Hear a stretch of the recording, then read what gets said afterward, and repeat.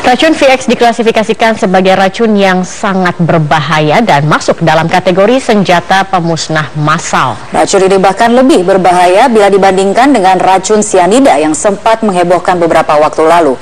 Racun VX Nerve pertama kali dikembangkan sekitar tahun 50-an di Inggris, yang kemudian ditetapkan sebagai senjata kimia mematikan menurut laporan Pusat Kendali dan Pencegahan Penyakit Amerika Serikat atau CDC. Racun tersebut berbentuk cairan berminyak, warna kuning dan tidak berbau.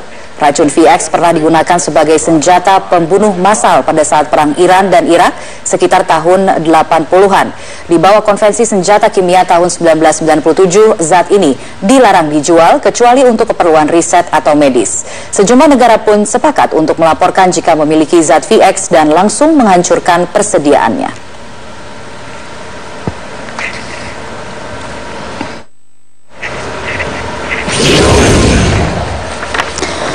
Dan pemirsa, untuk mengetahui lebih jauh mengenai racun VX Nerve ini sudah bersama kami pakar toksikologi Universitas Indonesia, Budiawan. Selamat malam Pak Budiawan. Selamat malam Mbak.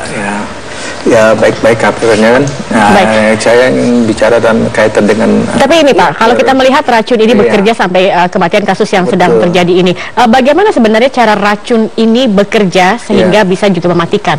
Ya, sebenarnya racun ini bekerja sebagaimana fungsinya. Dia sebenarnya kan termasuk kelompok golongan istilahnya pestisida golongan organofosfat ya dalam hal ini. Dan kerjanya itu dia menghambat suatu enzim yang ada dalam sistem saraf kita, yaitu enzim kolinesterase. Nah, enzim kolinesterase ini secara normal dia berfungsi untuk memecahkan suatu senyawa kimia yang namanya asetilkolin. Jadi asetilkolin dengan suatu enzim memecah menjadi asetil dan kolin. Dan jika itu terjadi, maka proses sistem bekerja saraf kita berjalan sebagaimana normalnya gitu kan. Nah, namun jika ada suatu zat yang seperti VX ini sebenarnya ada nama lain juga di merek dagang, ada yang menyebut TX60 ya, nama kimianya juga metil fosfonotoleat gitu ya. Seperti itu adalah bahan-bahan kimia yang tadi saya katakan kelompok golongan organofosfat ini bekerjanya sama seperti senyawa pestisida fosfat yang lainnya, yaitu menyerang yang namanya enzim kolinesterase. Jadi ketika gejalanya itu seperti apa? Ketika kena dan kemudian menghambat kerja enzim tadi, maka asetilkolin kan tidak bisa berubah. Nah, awal gejalanya itu adalah ya pasti biasanya kalau gejala seperti itu gangguan misalnya mulai pusing ya, mual ya, kemudian fungsi-fungsi dari sistem saraf mengontrol untuk otot itu tidak terganggu, maka dia akan lemah gitu kan, dan kemudian dia merasa kemudian agak kaku ya, karena fungsi otot sesak nafas gitu kan, karena fungsi otot di jantung maupun di nafas bisa terserang di situ melalui proses penghambatan enzim tadi. Berapa lama itu sejak mulai terkena sampai akhirnya? Berdasarkan data-data yang sudah ada, berdasarkan kasus-kasus juga yang ada, memang hitungannya per detik untuk terserah pertama ya, kemudian efek itu mulai terjadi hitungan menit ya, bahkan ada yang menyatakan sampai 2-3 menit atau 5 menit sudah mulai efek itu terjadi, dan sampai hitungan jam juga. Jadi dari mulai menit sampai hitungan jam lah fase-fase itu terjadi. Dan jika fungsi otot baik di jantung maupun yang ada dalam sistem pernapasan terganggu, ya dengan sendirinya kita akan mengalami kematian. Karena apa? Otot secara dalam nanti di jantung mendadak berhenti ya. Ada penangkalnya? Sebenarnya ada penangkalnya. Sebenarnya kalau secara yang normalnya saja, kalau orang terkontak bahan itu, dia dibawa ke daerah atau ruangan yang fresh, yang mengandung oksigen yang cukup segar gitu, itu bisa membantu ya, tetapi dalam batas-batas tertentu, artinya belum sampai kepada tadi penyerangan pada sistem saraf tadi. Artinya kalau kita lihat kejadian di Malaysia ini kan sebenarnya ruangannya cukup banyak oksigen di dalam bandara sendiri. Ya, tapi kan banyak orang di situ kan. Terlalu tinggi. Ya pasti, karena kita tahu bahwa zat tersebut ya mempunyai lethal dosis kematian itu sangat-sangat toksik sekali, yaitu sekitar 1 mikrogram per kilogram berat badan manusia. Sebut saja almarhum dalam hari Jongnam ini kira-kira dia 80 kilo. Kalau 80 kilo dikali 7 sekitar 560 mikrogram, atau dengan kata lain di bawah 0, miligram miligram. Jadi dosisnya kecil sekali dibandingkan cyanida, tadi juga sudah dikatakan, dibandingkan juga tetrodotoxin ataupun risin yang relatif lebih tinggi dikit gitu. Ini di bawah 1 miligram. Nah, bayangkan jika zat itu ada dan memang potensial kematian, ya. Dengan seperti itulah sebenarnya banyak terjadi, dengan kata lain bahwa zat ini dikatakan sangat berbahaya. Sangat berbahaya. Bagaimana penggunaannya? Artinya yang kita ketahui sekarang dalam terkait dengan pembunuhan yang terjadi di Malaysia, kontak terhadap racun tersebut dilakukan oleh ada 2 perempuan gitu yang diduga terlibat dalam pembunuhan tersebut. Terlihat kalau dalam rekaman CCTV mengusap muka dari Kim Jong Nam. Apakah itu saja sudah cukup? Ya, sebenarnya gini, masuknya atau kontaknya suatu zat ke dalam tubuh korban atau manusia pada umumnya bisa melalui inhalasi, itu menghirup, ya, bisa melalui ingesti, menelan, bisa juga melalui kontak kulit. Kontak kulit itu bisa di kulit atau bagian mata kita. Jadi kalau misalnya kita lihat gambaran yang terjadi dari peristiwa tersebut melalui video yang kita dapatkan gitu kan, dia kan di-sekap gitu kan dengan suatu mungkin sapu tangan atau sejenisnya lah gitu ya. Dan kalau memang itu sebagai suatu gejala yang kelihatan dan kemudian ada satu orang lagi yang kemudian entah itu menyemprotkan, entah itu memberikan sesuatu, itu dalam kondisi kedua itu kemungkinan zat itu ada di sana. Yaitu kalau dalam pengertian disapu tangan, ya mungkin dia sudah ditaburkan dulu. Karena zat ini kan seperti minyak gitu loh, seperti minyak cairan gitu ya. Kalau dia kita taruh di suatu nama media tadi yang namanya sapu tangan, mungkin dia sudah baurkan di situ, ya kan, disiapkan seperti itu.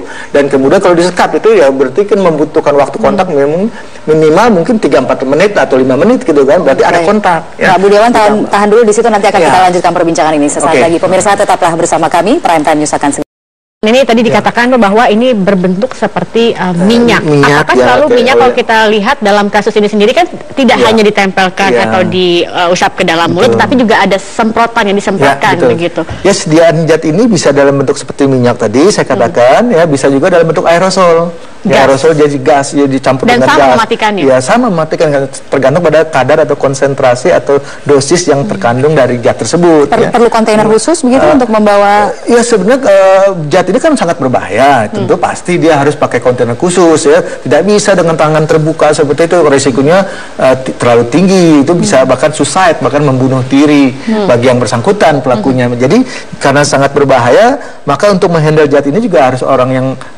harus mungkin diberitahu atau di training dulu gitu kan, atau dengan kata lain orang ini sadar bahwa zat ini sangat berbahaya sehingga cara menanganinya harus hati-hati seperti itu.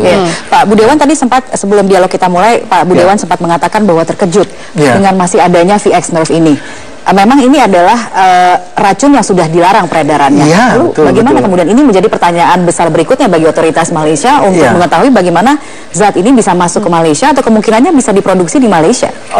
Gini, zat ini kan sejak tadi sudah dikatakan tahun 1997 dan 2005 sudah pernyataan PBB bersama-sama negara-negara ya kan yang terikut dalam pengertian ratifikasi konvensi ini bahwa dia akan melarang dan memusnahkan ya.